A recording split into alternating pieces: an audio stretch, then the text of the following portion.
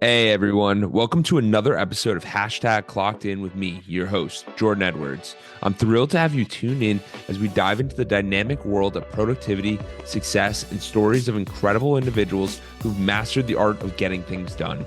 Whether you're commuting, hitting the gym, or just relaxing at home, this podcast is the go-to source for inspiration and actionable tips to level up your productivity game. I'm on a mission to unravel the secrets of those who seem to effortlessly manage their time and achieve their goals. So if you're ready to clock in and unlock your full potential, you're in the right place. We've got a lineup of amazing guests, industry experts, and thought leaders who will share their insights and strategies to help us crush your to-do list and make the most out of every moment. Get ready to get inspired, motivated, and equipped with the tools you need to supercharge your productivity. This is Clocked In with Jordan Edwards. Let's dive in. Hey, what's going on, guys? I got a special guest here today. We have Frank Parisi. He's a beacon of light today as he's sober over 13 plus years. He's a heart transplant survivor last year, and he's an international best-selling author, Embrace Abundance. But his upbringing was the complete opposite of what you would expect. And then towards the end of the podcast, we're going to discuss about Frank's new business venture, Emotion Wellness, which is the center he's at, and he's building in San Antonio, Texas. So, Frank, tell us a little bit. What was the childhood like? How was it? How was the upbringing? Well, first, thanks for having me on today and taking the time and giving me this platform to talk. Growing up, bro, I'll be 45 next month, November 24th. So I Happy early was birthday. born, I know, bro. So I was born, you're talking about the late 70s, early 80s in the Lower East Side of Manhattan, a neighborhood called Little Italy. And I grew up above my family's bakery, which has been there since 1903, called Parisi Bakery. So Oh, just to wow. give you a little background of the neighborhood and my upbringing, there was a lot going on for a little dude at that time. Crack cocaine had just ran rampant in Manhattan. And down the street from where I lived was the crack cocaine spot. Also on Elizabeth Street, where I grew up, was the first ever Def Jam Studios for all the hip hop heads. And then I also grew up around the corner from an old punk rock club called CBGB, along with the mafia having a lot of influence in that area. I grew up 2 blocks from John Gotti's Social Club. Oh So the my God. neighborhood had a lot going on. The city had a lot going on. And growing up in the bakery, you grow up in an Italian family bakery. It's like its own culture. And then add to it the subculture, the underground of the Italian mafia in that area, which was very prevalent. Things were crazy. My father and uncles would leave baseball bats in front of the building where he was, like right in the front by the door. And when any crime would take place, that they would do it down the street to try to keep it safe for me as a kid. And if they didn't comply, just to give the viewers a little background of where I come from, I would watch grown men at 4 or 5 years old literally get their heads split open with baseball bats. So Oh, that was kind of background and area where I grew up. And my father was involved, with organized crime, and so that whole life was very chaotic. It was very confusing. There was a lot of stuff that went on, and it was always keep your mouth shut. Don't ever mention nothing. Don't speak about anything that goes on in the family. Don't ever let anybody know what's going on with you. So a lot of confusion, a lot of really cool lessons, craziness of it all. I was just discussing today actually at a breakfast just about the lessons of, in the street that you learn as a kid. There's street lotto in Manhattan. I don't know if you're familiar with that, but no. so there's a number lady that comes around and collects. You could do your pick three or your pick four with like your regular lotto in whatever state you're in, Okay. but New York has a street lotto. So there's the number lady that comes around to the different business who wants to play the lotto for the next day, and how you figure out what the numbers are, it goes off of the last 3 races at Aqueduct in New York. Okay. Get the New York Post or the Daily News the next day, and you see the last 3 races. Those are the numbers. So the number lady would come, and like when my father would hit, I would always ask him, like, why are you giving her that money? And in the twistedness of it, there's a great lesson. And he always said, like, whenever you make money in the street, you have to give back to the street. And I just find that true in life, right? Like if I'm doing well in life, I always believe in paying it forward and giving tidings to others. So in Yes. the chaos of life, my father was a guy that actually paid a dead man's debt. One of his buddies that he owed money to was killed, and he owed him like 100 grand, and he paid a dead man's debt. He paid the family. That's like another thing unheard of. And again, it's like twisted, but Yeah. in the twistedness of it, there's actually valuable lessons of being honorable and loyal. I don't find that as being any form of a defect. Maybe in the context of like living in the street, like that life isn't the values that I stand for today, but the values that my father passed down, a lot of them were really good, man, even though it was in the chaos of all of that. Yeah, and I think that's beautiful because you sit there and you think, oh my God, upbringing, dangerous area, a lot of violence. You would think all of these negative things would come from it. But whether it's goody two shoes on one side, where the people never get to have any experiences and they're closed off and they're helicopter parents, or it's yours where there's everything going on, there's pros and cons to both of them. And you get good values out of different things. So I think anyone in the audience listening, you realize if you're in a bad situation or a good situation, there's definitely some value to be found there, which I think is absolutely incredible. Because most people can't find the light, even when it's shining bright on them. Yeah, So for you to right. find it through the darkness is like incredible. Only looking back now, you know. Got to be honest. Got to be In honest. the Even the most, experience of it, it was very confusing, my upbringing, which led me towards addiction, using drugs, yeah, because the home was stable. My father, closet, cocaine user. He would binge from time to time, and you can't go talking about that stuff, doing the stuff that he was doing, being involved in that life. So it was even more just we don't talk about anything, you wow. know. But the Oh, because you instability of you the were seeing it in the house. yeah, I would know my dad would be like lock himself up for 3 days. Like he had an apartment. The apartment that I grew up in actually was like his spot, and it was the hangout, and it was actually the spot at some point later on. And he would lock himself in there, man. As I got older, and it's just an ugly thing. Addiction in Yeah. a home is an ugly thing. It robs the whole family of like love and holidays, stability, and it's just especially watching your father, suffer in silence is hard for a child.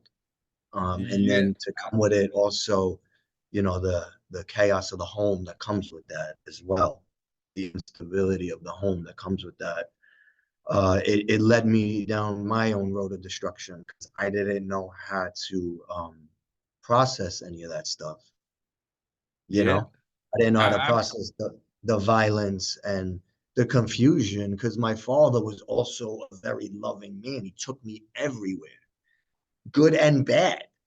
I saw things from a little kid that most men will never be able to, like, still never see in their life. So I Yeah. already had So like, it's this wide range of experiences, good and bad. You're seeing people have these different things, and that affects people. And those experiences are good and they are bad. Like it's a very interesting way of processing it all because you're trying to sit there going like, is this a good thing or a bad thing? And it's very challenging because there's just so much going on and it's so conflicting. I'll give So you a how perfect, I'll give yeah. you a perfect example. Went to the 1994 Stanley Cup, the New York Rangers against the Vancouver Canucks. I went to Game 7. Oh wow. Huge get. We sat center ice last. I loved me that much that he took me to this game. But at the game is my uncle and his friend, and my uncle's friend smoking crack in the bathroom. Oh my God. You know what I mean? And they're all fucked up. My uncle, my dad, popping pills, smoke like at the game. So here I am at this, like my dad loves me so much, but everyone's high, you know? Yeah. Then we go back to the bakery after, and he gets into a fight with a bunch of guys, pulls out a machete. I'm like 14 years old, starts chopping up a bar with a machete, you know? And it's like the confusion of that. And then he drove, and it gets crazier. He drove me home that night and went back to Manhattan. And then I woke up in the morning, like, oh, the Rangers won the Stanley Cup. Like, I've been around that crazy stuff, the machete. Like, that was like, all right, it was a night out with that. But then when I woke up in the morning, and then he was in a complete blackout, and he destroyed my whole house. Oh my And God. he chased my mom and me out of the house. And then he made me get in the car, drove me to school. I'm thinking he might kill us. Like, that's how much of a blackout he was in. So Yeah. like that was the confusion of my home and my life. And then it would be like everything's okay. After like all this happened, we're not gonna even talk about this. Just Yeah. everything's okay, but everything's not okay. So it led to me to be like, man, I'm gonna smoke this weed every day. And then once I found the pills, because that stuff, Jordan, went on for my whole life. From when Yes. I was born, that craziness, I could give you that I've been a victim of, and then that I've watched others be a victim of, the violence and the chaos. And it just led me down a destructive road of addiction. Once I Yes. found the pills, it led me down, and it was like, man, I can deal with anything. Well, it's these Doesn't matter. things and these drug like anything because you start to realize that everything is a feeling and everything's an emotion. And it's like, how do we handle certain emotions and feelings? And sometimes we build associations to different drugs, and everyone does it from time to time, where you sit there and you go, I'm associating a very positive thing to this. Like for me, it would be like when I was in college, I would go out, have a night out, and then I'd go eat pizza. And it's like, I understand we're comparing them as different, but I'm kind of explaining what association means, where it's like you'd eat the pizza and you're like, this is the best thing I've ever had. And then you start to want to lose weight and you're like, whoa, I can't have pizza at 3 in the morning. It's not good for me. I think pizza makes me fat. And it's these change of Right. associations. It's the same thing that happens with drugs. It's the same things we do with everything.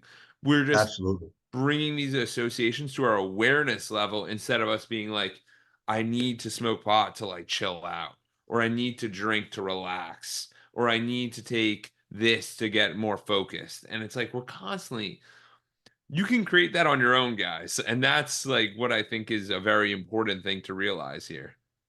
Right. And I just didn't at the time. That was my solution. I didn't have any. So at that time, that's what it was, to deal with the chaos. Because I was in it too, Jordan. Like, I became my dad, you Of know? course, you mimic, So children always mimic their parents. And like, yeah, what else are you supposed to do? Like, yeah, yeah. And I love my dad. Like, I'm not here to, my father is the greatest influence on me ever, even through all the chaos of it all. He was a great man, and had a major positive influence on me as well with all that. Even just growing up with my name on a building, I never wanted to ever really work for anybody. You know what I mean? So yeah, Parisi Bakery up there wasn't my bakery. It still had my name on it. Just that yeah. implanted in my mind that I never want to ask another man like for like vacation time.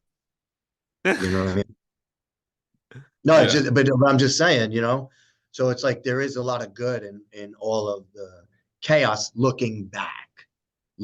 Yeah, but in the moment, Um, it's so hard. It was so hard, but it was all part of the path and journey, and it led me to be the man that I am today. So I wouldn't have Yeah. changed anything. I think that our world is very soft right now, and I think that we need to challenge ourselves and put ourselves, because it's become so soft, into experiences that make us uncomfortable. But my life has always been uncomfortable. Yeah, 100%. I actually, I just did a podcast with this guy Matt, and he talked about stress exercises and how to breath work and all that kind of stuff. He does work with, he's like one of the top teachers with Wim Hof, and he was basically talking about he's like, the whole idea of what we do in our day-to-day lives is to free stress ourselves, like pre-stress ourselves. So like you work out or you run or this intense breathing or any physical activity, it's basically psychologically stressing ourselves out. But your body Mhm. becomes more comfortable with this and you become stronger and stronger and stronger. So all of those experiences throughout your childhood kind of brought you and made you ready for that moment when you started to having these health challenges. You know what I mean? You're already like been there, done that. So how was it for Absolutely. you handle like what ended up happening with all the health things? Because it's So I this wind up getting horrible. sober over 13 years ago, and that completely transformed my life. It gave me a whole new pair of glasses. I was able to look at myself, take accountability for everything in my life, where I had been in my life, and just constantly focus on my evolution and elevation, service of others, and my recovery, right? And Yeah. as a result of that, my life got abundantly better, brother. I became successful. I started a family. I mean, there was hiccups along the way. Don't get me wrong. I lost my father, my grandmother, one of my best friends. I've herniated disc. I've torn tricep. I've torn a bicep. I've had a lot of stuff happen in my recovery, over the past 13 plus years. But it's always been in an upward trajectory. It's kind of like an IRA. Like we might do this a little bit, but over the past 13 years, I've become very successful. Uh, And then last year, and I always say, Jordan, it's important for us to keep our swords sharp. Like the reason that I became the man that I am today is because of four things. It's one, God, the universe, whatever this is. It's because of recovery, personal development, and service of others. And I say that keeps our sword sharp. And last year, I got to practice keeping my sword sharp. And through this process of developing a new human being through the four things that I just told you, because coming from where I came from in my upbringing and going through addiction and then finding recovery, in order to become successful in life, you have to become a different human being. The drug addict street guy is not going to be the guy sitting here at Emotion Wellness right now. well, I had to become this man. I was gonna say I'd imagine that a majority of your friends from high school and younger are just like, who is this guy? You know what I mean? That's Yeah, not no, who. they don't know. Yeah, it's Yeah, completely you different human changed. being. Yeah, Yeah. and I always talk about we got to get the download so we could get the upgrade. We got to constantly get the new iOS put in there. You know what I mean? It's like the iPhone needs the Absolutely. upgrade, so do we. And as long as we continue to do that, we're going to continue to evolve and elevate. Even Yes. putting myself in rooms that I didn't belong, that's where I belong. So Yeah. then last year, I mean, investing in mentors, paying people that have proven winners. They've done what I'm trying to do. So it's all Yeah. of that. But last year I developed this cough, Jordan, and I'm a fit guy. I've been working out. I'm be 45 next month, and I've been working out since I'm 14 years old. That's 30. At the time I was 43 when this all happened. So 30, almost 30 years, 29 years. I'm in the gym even in addiction. And I developed this cough, and I'm traveling because I travel for business. I'm in different regions, and they're telling me because I'm in Central Texas that it's allergy. So I take this medication, and the medication is again making me better. So I'm like, I want to go to a different doctor. I go to another primary care physician, and they give me prednisone, and they said this should clear it up. It doesn't. So now it gets worse. I'm down in Florida, and the cough is getting worse, and I come back and I tell my wife, I'm like, listen, this is not 4 or 5 months I got this cough. We have to go see some specialists now because it's not getting better. It's not allergies because I've been in LA, New York, and Miami, and it's the same cough. So it's not it's Yeah. not it's not the region. So I go to a gastrointestinal, everything comes back fine, and then I go to a pulmonologist, and a week after I have a cardiologist. The pulmonologist does testing on me and says that I have the rarest form of pneumonia called organizing pneumonia, and that like 3% of the population has it after COVID. And they're going to start me on this high dose steroid, 60 milligrams of prednisone, and they're going to give me 2,000 milligrams of amoxicillin. So I start the therapies. I go home, I get worse. Now I start Yeah. coughing up orange stuff. Oh On my May God. 8th, I cough up a half a bottle of like this, a half bottle of blood. So I call the doctor. I'm losing weight. They say, come on in. I come in. He goes, what happened here? I said, listen, I've been telling everybody. I told everybody I feel like I'm dying. I even called the doctor back to tell him I feel like I'm dying to give me more medication. So I go see him. He goes, all right, what we're gonna do is we need to admit you. So now they admit me at Baylor Scott and White in Lakeway in Austin. Yeah. White. And now who would have ever thought on May 8th? I think I got this cough. I don't know, maybe like I'm like, they're gonna fix me. You know what I Hmm. mean? Like I'm definitely Yeah. gonna get fixed. You know what I mean? Like Yeah. I'm not tripping. Like I'm like, this sucks, but we're gonna get it fixed. And so I go in and they say that I have sepsis. My wife has to leave. Okay. So now they're treating me for sepsis because I have a 6-year-old son. In walks a nurse and puts the wrong pick in my arm. And the medication that she did infiltrates my arm from the inside out. I get a 3rd-degree burn from the Oh my inside out God. from the medication.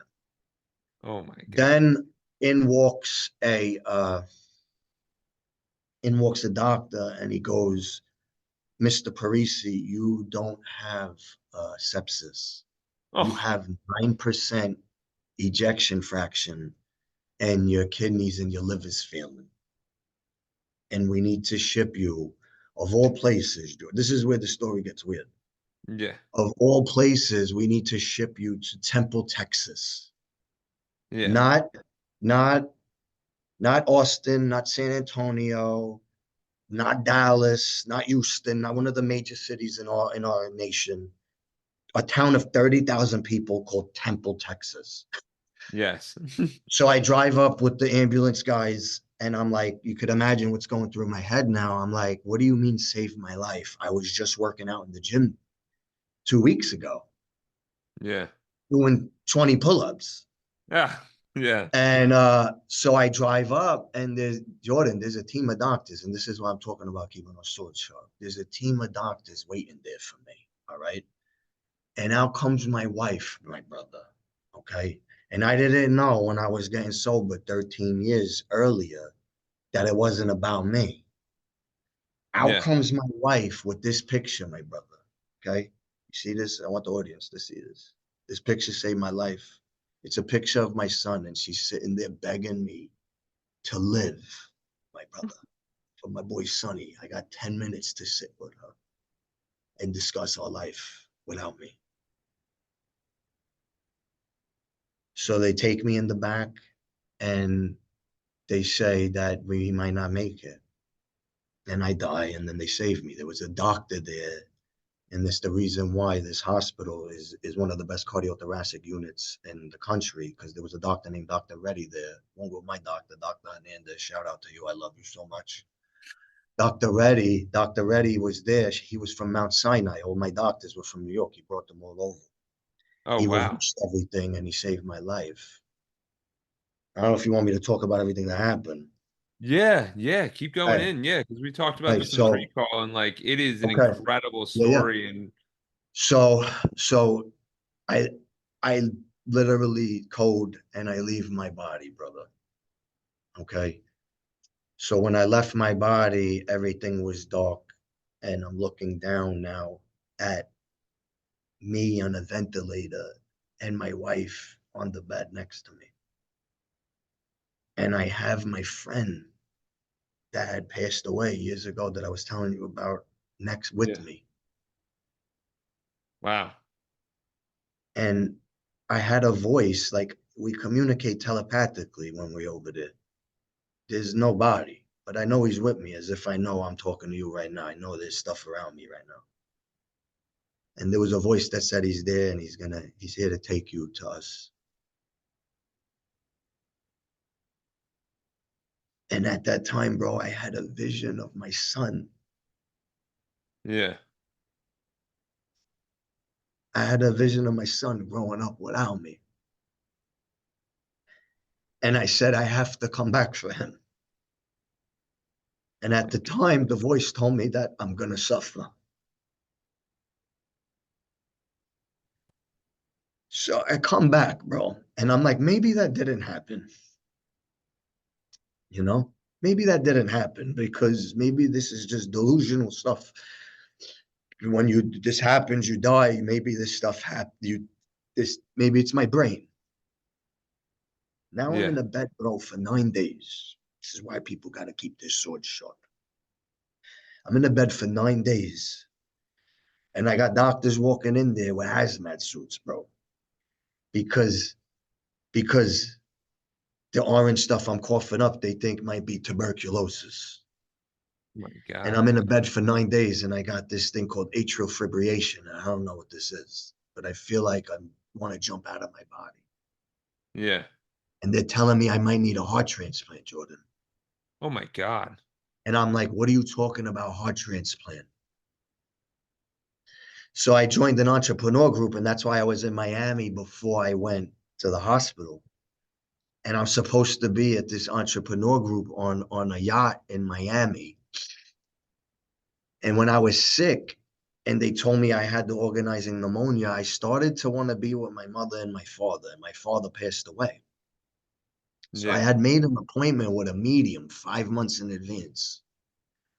Oh What's wow. the odds that I'm in this hospital in Temple, Texas? Think of the name. And I got an appointment on May 18th with this freaking medium.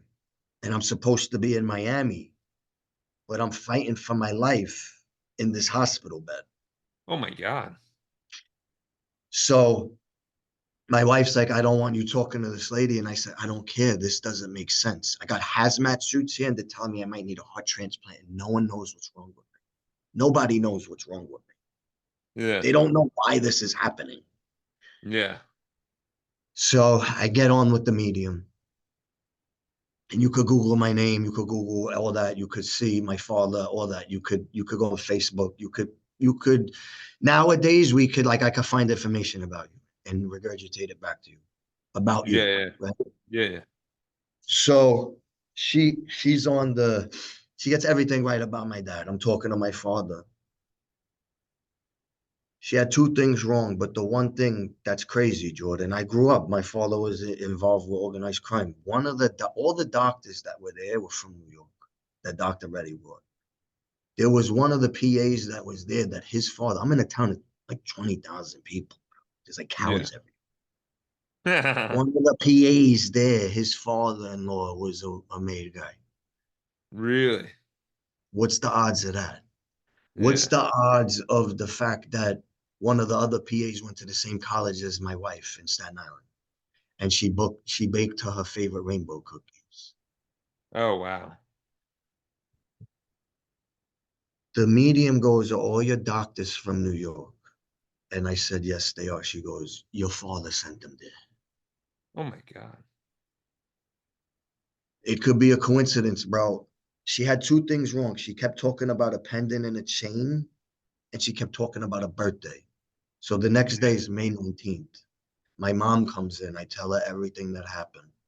I tell her about the medium, that all the doctors she knew were here. She knew everything about daddy. I said she had two things wrong. She kept saying a pendant and a chain and a birthday. My father's mother died when he was 14. I never knew my grandmother. May Yeah. 19th was her birthday. Oh wow. And the pendant and chain, when my dad died, my Aunt Dolores gave a pendant of his mother and a chain to my mom. She gave it to my Aunt Camille. I didn't know about this. I FaceTime my Aunt Camille and she's wearing the pendant and the chain, bro. Oh wow. This could be all coincidences. Let the audience decide. It all could Yeah. be coincidences. So now I'm in there and I'm like, this is all happening. Whatever you guys think, I know this happened. Yeah. And I'm at my lowest of lows in life. And Yeah. we're magnets. I know this through my personal development. When I'm low, what do I need more than anything? I'm facing my death right now, bro. What do I need? Love. Yeah. And the only way I'm going to get love is by giving it. Yes. So now I start to buy all the nurses breakfast, lunch, dinner. I start to get up and I'm learning to walk again, bro. And I'm Yes. taking one step. The first day was like 10 steps. Because when you're Wow. in bed for 9 days, you lose like 40, 50 pounds. And you got to learn how Wow. to walk again. So now I got to get up, bro. And my mind is, you haven't been here before, Frank, but you've been here before. That's why I talk Yeah. about people have easy lives nowadays. You got to make So, yourself out of life. I've had a hard life my whole life. I came out to a hard life. So I've been in jail. I've been in rehabs. I've been in situations and experiences where I didn't know if I was going to get out of. yeah. You haven't been here, but you've been here. Yes. This isn't so foreign to you because you've been Yeah. in really fucking weird situations in your life. Yeah. But you're here. So give love and get up. Get up. And I start to walk, Jordan. Now they Yeah. put this pump in my chest, 13 staples, an impeller pump. It puts me at the top of the list just in case I need a heart transplant, which I'm like, I don't need no heart transplant. So I got 13 staples. Now remember, I'm in recovery. I'm sober. So I take Yeah. ibuprofen because I'm not trying to mess with none of this stuff. But now I start to walk. And my dude, you here in this facility, it's a hospital. I'm in the ICU. People getting heart transplants here. You're here in code blue. That means someone Yeah. died. You hear this all the time while you fight for your life. So I Yeah. start to walk, bro. 1 mile, 2, 3, 4, 5 miles in the ICU unit while I hear code blue and I'm thinking to other patients, get up and walk with me. And then they got me the Superman cape. This is what I'm talking about, keeping your sword sharp in life. Because here's the difference of me and everyone else. I just lived through this shit. It's coming for everybody. It's all coming for all of us. Death. It's coming Yeah. for everybody. It's how we respond. It's the man or woman that we develop that could respond in the manner that I did in the darkest of times. I started to walk 5 miles and they got me the Superman cape and they started to play the Superman music every time I walked out. They got a plaque of me in the fucking hospital now. And in that, it wasn't victim. It was Victor. I already envisioned what my life was going to look like over the next year. I am radically accepted where I was currently in my life. And I Yeah. saw where I was going to go, bro. Yeah. I had the vision and I Yeah. started to walk and bring other patients up. They started to walk. They started to walk. So now I got to get this arm debridement, bro. June 1st, I get the arm debridement. I go in, I got to get a heart transplant. Dr. Hassan tells me your heart's dead. So imagine this. Now you got to think someone's going to have to die so I can live. How am I Wow. going to tell my son all this? What is my life going to look like? What's my Yeah. future like? But yo, you got to pull out all your tools, right? Yeah. You got to pull them all out. Complete abandonment and surrender to God, to the universe. The Yeah. universe is always working in our favor. Why? Because I believe it is. Yeah. So it is. Because I believe I it is. I love that. Yeah. So here I am, bro. Here I am. Now I'm waiting on someone to die to give me life. June 1st, they do my arm debridement. They say you're an O positive, so it's going to take you 6 to 8 weeks. I'm already in here 4 weeks. I haven't seen my son. Oh my They God. still don't know what's wrong with me. They Yeah. find out I have a rare gene, but they don't know why the gene was activated. It's called Titan, TTN. So now they debride my arm. They tell me it's going to be 6 to 8 weeks. The next day, June 2nd, they come in. They say, you're getting a heart transplant tomorrow. We got a heart for you. Wow. Could be a coincidence, bro. One All day. of this could be coincidences. I let the listeners decide. It Yeah. all could be coincidence. So here I am, man. I go in, complete abandonment of my son, my wife, my finances, my future, my life, to the universe, to God. And I go in and I get blessed with this heart transplant, bro. And then now I got to flirt with the devil. So I survive, but I'm in so much pain that I got to take the Yeah. pain meds. Yeah. I have no choice. And these pain meds destroyed my life. So it was Yeah. like a spiritual battle going on while I'm fighting for my life. Yeah. And I got to take this stuff because my body's in such shock. When they saw your chest open, they saw it open with a saw. Yeah. You're in such shock that you need to take it. And I'll be Yeah. honest with you, Jordan, I'd rather have my chest sawed open than the 25 days of them cleaning my arm. Because when they cleaned my arm, they had to take this much of a chunk of it missing. So then they got Oh to my wait for God. that to grow back and clean it every other day.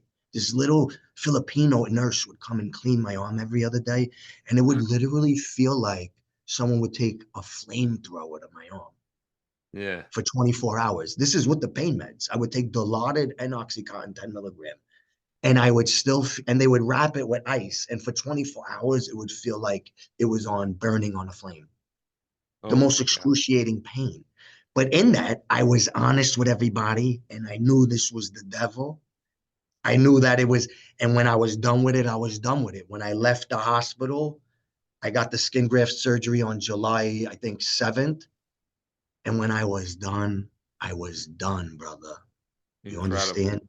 And then my Yeah. mindset was, what's next, bro? I joined Yeah. that entrepreneur group. I met a kid, Nick Santanasasso. I always got to mention your name, Nick, and I love you forever because the money I spent on that group was worth it just for your coaching me. And he said, whenever we go through the hardest times of life, we have to ask ourselves these two questions. What's the gift in what you're going through, and what are you going to become because of it?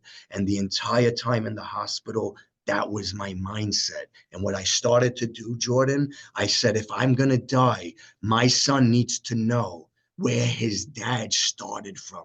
Because as I told you earlier, I didn't realize that I was developing a new human being at the time and getting sober. It wasn't about me, bro. It was about Sonny, bro. It was about Yeah. his future generations. It was Yeah. about changing the DNA and paradigm shift for his future generations and how they think and behave. So I started to write a book. I started to write a book in the hospital about my life. I wrote the book, bro. It became a bestseller in 3 countries in I the love it. darkest of times. This year, I had to go through 16 biopsies where they go into my neck and they take 3 pieces of my heart out. I do it wide awake and I take no pain meds. I'm like the only guy. Wow. And I signed a waiver saying that I could die every time. I Wow. did that 16 times. My message to the world, my brother, is it doesn't matter where you start in life or what your current circumstances. Start developing a human being that could withstand anything and then still come out and thrive. You know what I'm saying? In this I past I year, this past I 12 months, they took my heart. Then I had business dealings that I helped the company grow and expand and that fell apart. And what I did with all that was, what's next? See, yes. so many human beings get caught up in the story. Oh, I Yeah. had my heart transplant. Yeah, radically accept it. And what's next? I Yes. coached this with my 7-year-old in his whole flag football team. There's 2 things I care about in life. I don't give a shit. And I tell them this. And I coach clients too, fitness and mindset. I don't care about anything except 2 things. Did you put 110% into that play or did you put 110% into your day? Yeah. Okay. That's all I care about. Doesn't matter if we lost the play or won the play or won, you put your effort in. The second thing is, I don't even care if you won the play or lost the play or won the day or lost the day. What's next? And the Yeah. sooner you can move to what's next, the faster your life's going to. I don't Yes. live in the story. I create the story. Yes. Yeah, there's too many people. First of all, incredibly, I am so grateful that you shared all that. Because it's such an inspiring mission and it shows us that the hard stuff are not bad things, but the hard stuff makes us harder So we become harder to kill and we become that much more resilient. And we're all our own Supermans here. We're all that people that are inspiring. And the faster that we can go from what is the problem that we're facing to what's next, it gives us that ability to get out of that sulk and sorrow and into action, which is really going to create the human being that you want to be. And what you're seeing with Frank today, literally had the open heart surgery, international bestseller. He's part of Emotion Wellness now. He's rebranded his whole life. He's getting around the right people. He's raising his son. Like, he's doing all the things where people would be like, wow, what an incredible year without the heart surgery. And I got jacked. Yeah, you got to see this guy. He's ripped. I He's have a six pack. absolutely I no. have I have to show the audience. I literally died last year. Okay. What is your excuse? There is no excuse. You know what's crazy about society, Jordan? Like, I'm gonna probably go to a buddy's house this weekend and watch UFC. And I'm gonna Yeah. probably be the only guy there not drinking. And everyone's gonna ask me, why don't you drink?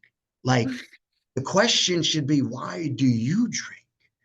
Why are Yes. you putting poison in your body? Why are you Yeah. not working out? Like, the high achieving person that is doing stuff, that's pouring into their health, that's pouring into their personal development, that's sober, is the strange person in society today. I completely agree.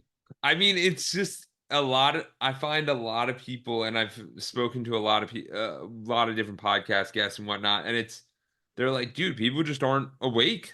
They're not active in their own lives, and they just sit there in the next mundane day and the next mundane day. And for me, what I've always realized is there's a planning day and there's an action day. And most people, they do the planning day once where they're like, I want to be a teacher or I want to be whatever, what a cook, whatever that one career is, and then they never plan again. And Mm-hmm. it's like, what a travesty. There's Because no if we execution. well, they just keep doing the action of like, hey, I'm a base level chef. Okay, well, you got to lift your head up and go, now I want to go be a 5-star chef. You got to lift that plan up and adjust the action and adjust the goal. Otherwise, you're just going to be in the same place for the next 5, 10 years, 15 years. And if you're not working on yourself, like I think that was one of the biggest things, the 4, which is God, recovery, personal development, and service of others. Like I use this as my personal development. This is how I learn. I have other books I read and stuff like that. But when I get to interact with the people, that's my personal development. And then I Absolutely. have these groups where it becomes a service of others, where I do the coaching and helping people. And I think it's so important to just integrate these into your life somehow. I'm not saying everyone do the same thing. I'm saying find activities or habits in your life that allow you to grow or allow you to serve others. And serving of others can be the group dynamic, but it could also be volunteering at the homeless shelter. Like it can be Absolutely, bro. I'm in Tampa, so it can be the Absolutely. hurricane cleanup. It can be anything. Right. Right. Focus, sole focus in my life is evolution and elevation in service of Yes. others. That's it, brother. I want to get better so that I can help the next man and woman to get better. Yes. And the other thing I want to bring up for everyone sitting there going like, Frank, he's incredible. I can never be like that. What Frank talked about when he was talking about to have love, you got to give love. And that's where he started walking and started inviting others to walk. When I go on runs, it is easier for me. I have this 6 mile loop, and it's easier for me to wave at everybody because I'll do it like 7 in the morning. And I'll just say good morning to everyone. It is easier to do that run than to try to do it on my own where I'm like, I literally because now I'm thinking about the other person and I just ran 200 feet and I'm not even thinking about myself. And your body just gets into it because you diverted the attention of like, I'm tired. You're not tired. You have to wave to the next 100 people. So you better show up. And it's Hmm. because I do that because I go, I might be the only wave they get today. They might not have anyone say good morning to them. They might not have anybody in their life. And I'm like, I don't have to sit there. It's not a sit down, have a whole conversation. It's just a, hey, what's up? Hope you're having a great day. Keep going. And I'm going faster than them. So they never, it's just like, oh, that was pleasant. Oh, I appreciate that. Because people don't do that anymore. And that's a way of Jordan, being I've in lived service in of both others. worlds. Absolutely. I've lived in the dark and the light. Yeah. I love the light, bro. And how we stay in the light is we have to give light. We're Yes. magnets and antennas, bro. And what we emit out is what we get back. And that's why I also love the 12 steps. The 12 steps of Alcoholics Anonymous, I love them because I operate from, I know we're molecules and atoms that vibrate. We're vibrating beings and creative beings, and we create in a place of gratitude. Always in a Yes. place of gratitude. And like the 12 steps get you out of all the negative vibration and into good vibration so that you get the intuitive thought. And then through the Yes. intuitive thought, you take the action to execute and make actual vision a reality. I always say, have the vision, but most of us don't even have a vision because we're so wrapped up in self. How I get That's out of self is by yes. serving.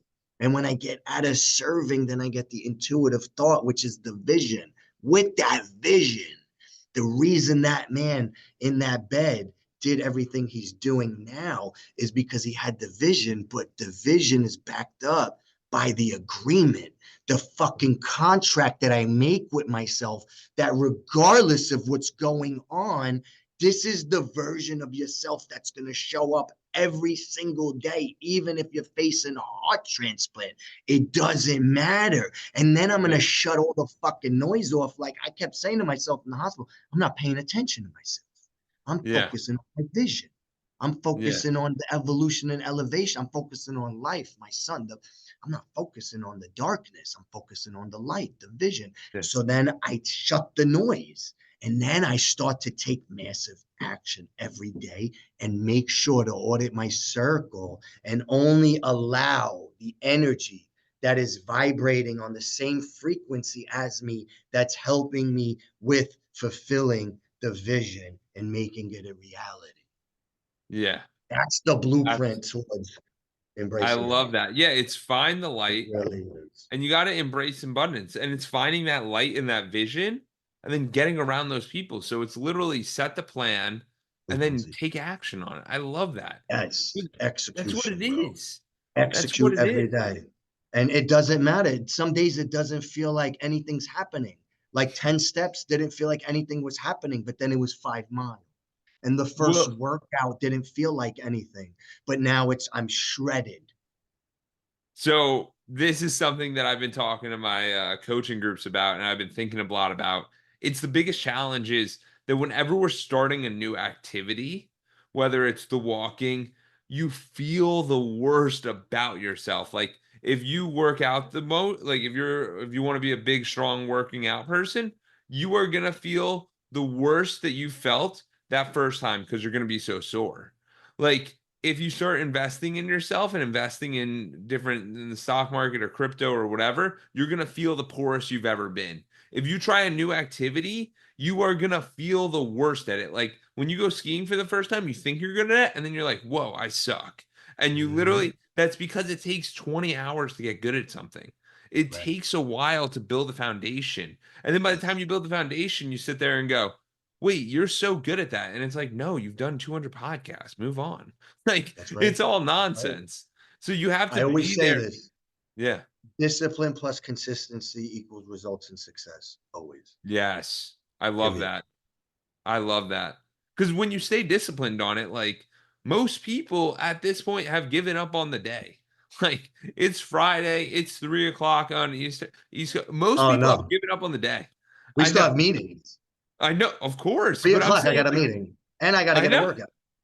I know, but I'm saying most people are giving up. But that's when you bring up that level and you send it to a higher level, it sets the principle of like what you want to do and what's happening. So, Frank, before we wind down, we promised that we talk about the Emotion Wellness Center. What is Yes. going on with this? Because I think Another this is beautiful thing. so I had a important. business dealing in April go sideways. I helped the company, and again it was what's next, and it was sit out for 6 months of the industry because I've been in the substance abuse and mental health industry for since 2012 now, but I started in 2006 and I bounced out, but so a while. And I sat out, and what's next was this. It was my brother Jason Turner who created this amazing PHP, IOP, OP program in San Antonio, Texas called Emotion Wellness. He's a Pat Tillman, a scholar award winner, 10-year Air Force veteran, 21 years sober, and he just created one of the most amazing programs. He actually was at the other facility that I was at. We both worked there together and was the reason that I went there to do consulting, but he had left. So it's like all synchronicity. Like Yeah. everything's connected, Jordan. You know, everything, Yeah. everything's connected. And then he went on his own and opened this place a year ago, and just has blown it out of the water. We do things very differently. Everything's based around storytelling. We have a whole CrossFit gym, and we set up different types of fun activities for them to do during the workout, but we also help them to process during that as well. So we have the cold plunge, we have the sauna. We do things very, very, very different. The 9D breath work. If you're ever I out love here, I that. definitely want you to come out here and experience it. But we're doing amazing things. So that's what it was. What next was emotion wellness. It's something that I'm proud of. It's something that I'm marketing for the company nationally. And I became a partner in the organization last month. So grateful to be able to do this, not just because I believe in the program, but also with my brother. Like, how awesome is that to be able to grow together with one of my best friends, you know? Uh, And it's like, abs- that's why you always have to, going back to the story, the heart was removed, the business was removed, but the universe gave me 10x. He put me exactly where I'm supposed to be, with yeah. exactly who I'm supposed to be with, doing Yeah. exactly what I'm supposed to be doing, going exactly where we're supposed to be going, Yeah. And I want to leave with this, bro. I think we still don't know why my heart was taken. We know I have this gene, but we don't know why. And I think that my story is like, it's truly like a divine story, bro, because I feel God removed everything in my life, even my heart, because it held trauma and old generational curses, ancestral stuff. And I got to meet my donor's dad, and I got to be part of his renewal wedding vow ceremony, and they all got to listen to me, and I got to find out that my donor's name was Kaylee Bearden, dude. I got a 19-year-old girl's heart in my chest. So when I tell you all connected, we're truly all connected. I have a 19-year-old girl's heart in my chest, and she died to give me more life. And my old heart was removed, so her heart could Wow. come in, so that I can fulfill this mission for my son, and now I believe for the world. And that's why I Yeah. say the universe is always working in our favor.